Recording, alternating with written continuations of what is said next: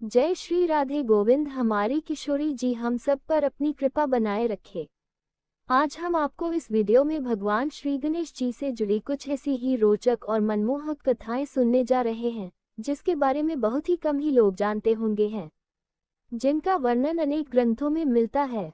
इन लीलाओं का वर्णन मुद्गल पुराण, गणेश पुराण, शिव पुराण और ब्रह्मवैवर्त पुराण में मिलता है। तो अब हम शुरू करते हैं भगवान गणेश जी की पहली कथा। एक बार भगवान गणपति जी मुनि पुत्रों के साथ पाराशर ऋषि के आश्रम में खेल रहे थे। तभी वहां कुछ नाग कन्याएं आ गईं। नाग कन्याएं गणेश जी को आग्रह पूर्वक अपने लोक लेकर जाने लगी। गणपति भी उनका आग्रह ठुकरा नहीं सके और उनके साथ चले गए। नागलोक पहुंचने पर नाग कन्याओं ने उनका हर तरह से सत्कार किया। तभी नागराज वासुकी ने गणेश को देखा और उपहास के भाव से वे गणेश जी से बात करने लगे और उनके रूप का वर्णन करने लगे।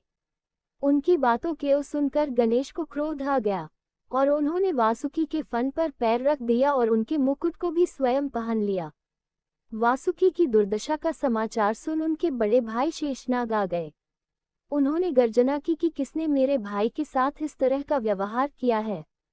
जब गणेश सामने आए तो शेषनाग ने उन्हें पहचान कर उनका अभिवादन किया और उन्हें नागलोक यानी पाताल का राजा घोषित कर दिया। दूसरी कथा किसने दिए गणपति को उनके हथियार। एक बार शिव कैलाश त्यागकर वन में जाकर रहने लगे। एक दिन शिव से मिलने विश्वकर्मा आए। उस समय गणेश की आयु मात्र 6 वर्ष थी। गणेश ने विश्वकर्मा से कहा कि मुझसे मिलने आए हो तो मेरे लिए क्या उपहार लेकर आए हो। विश्वकर्मा ने कहा कि भगवान मैं आपके लिए क्या उपहार ला सकता हूँ, आप तो स्वयं सच्चिदानंद हो।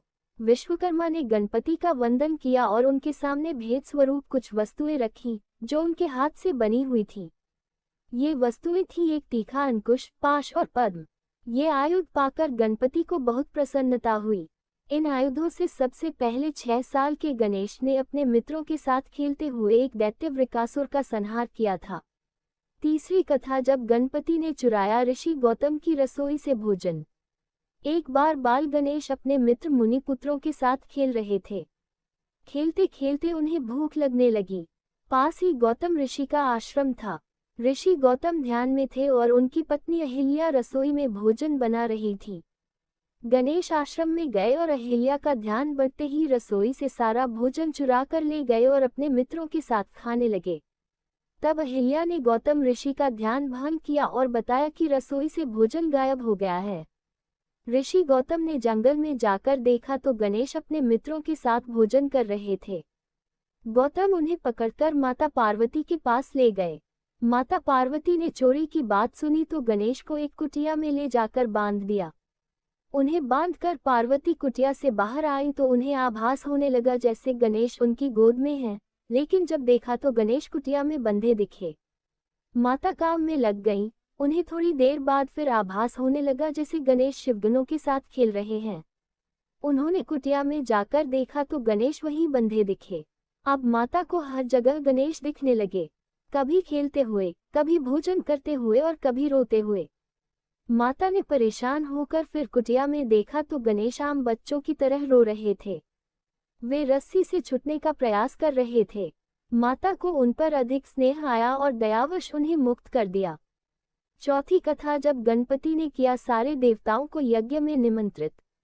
एक बार भगवान शिव के मन में एक बड़े यज्ञ के अनुष्ठान का विचार आया। विचार आते ही वे शीघ्र यज्ञ प्रारंभ करने की तैयारियों में जुट गए। सारे गणों को यज्ञ अनुष्ठान की अलग अलग जिम्मेदारियां सौंप दी गई। सबसे बड़ा काम था यज्ञ में सारे देवताओं को आमंत्रित करना।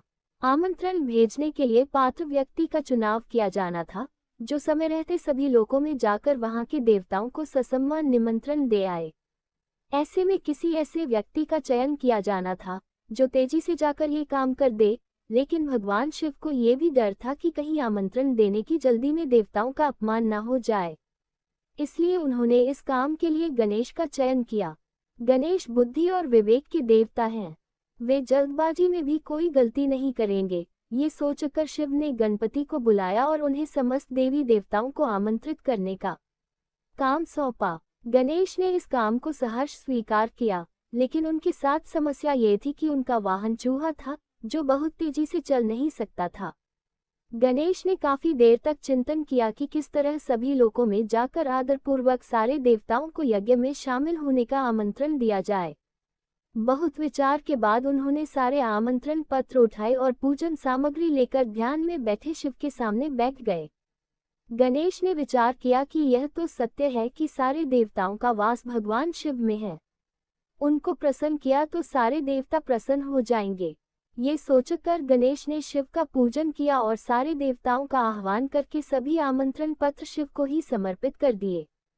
सारे आमंत्रण देवताओं तक स्वतः पहुंच गए और सभी यज्ञ में नियत समय पर ही पहुंच गए। इस तरह गणेश ने एक मुश्किल काम को अपनी बुद्धिमानी से आसान कर दिया। पांचवी कथा कैसे एक दिन हो गए भगवान गणेश।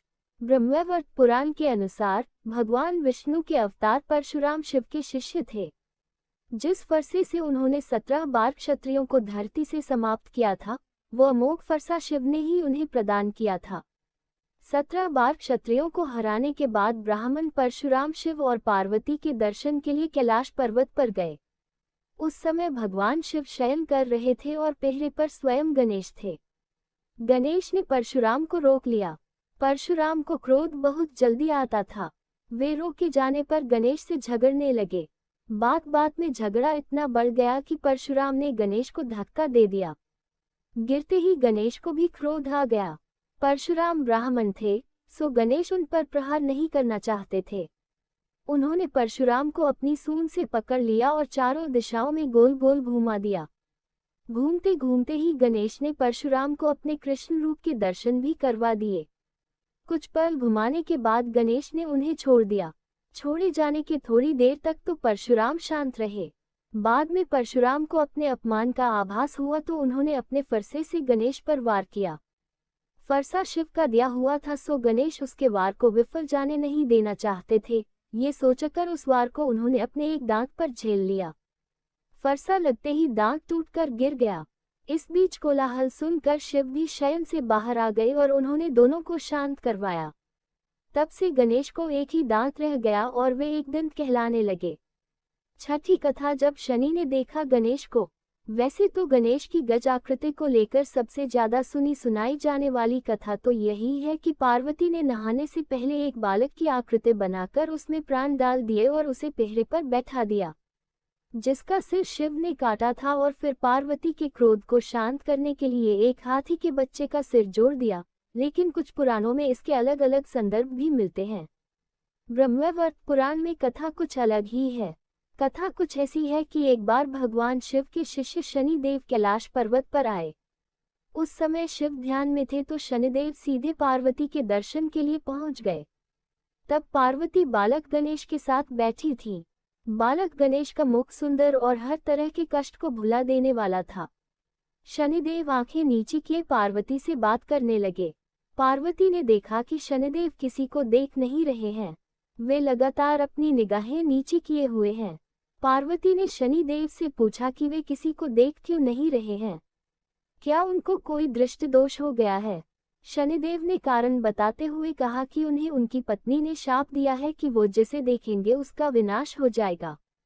पार्वती ने पूछा कि उनकी पत्नी ने ऐसा शाप क्यों दिया है, तो शनिदेव कहने लगे कि मैं लगातार भगवान शिव के ध्यान में रहता हूँ। एक बार मैं ध्यान में था और मेरी पत्नी ऋतुकाल से निवृत्त होकर मेरे समीप आई, लेकिन ध्यान में होने के कारण मैंने उसकी ओर देखा नहीं। उसने इसे अपना अपमान समझा और मुझे शाप दे दिया कि मैं जिसकी ओर देखूंगा उसका विनाश हो जाएगा। ये बात सुनकर पार्वती ने कहा कि आप मेरे पुत्र गणेश की ओर देखिए, उसके मुख का तेज समस्त कष्टों को हरने वाला है। शनिदेव गणेश पर दृष्टि डालना नहीं चाहते थे, लेकिन वे माता पार्वती के आदेश की अवहेलना भी नहीं कर सकते थे, सो उन्होंने तिरछी निगाह से गणेश की ओर धीरे से देखा। शनिदेव की दृष्टि पड़ते ही बालक गणेश का सिर धड़ से कटकर नीचे गिर गया। तभी भगवान विष्णु एक गजबालक का सिर लेकर पहुंचे और गणेश के सिर पर उसे स्थापित कर दिया। तो आज का वीडियो यहीं तक, फिर मिलेंगे अगली वीडियो में। तब तक के लिए आप सभी को प्रेम भरी राधे राधे।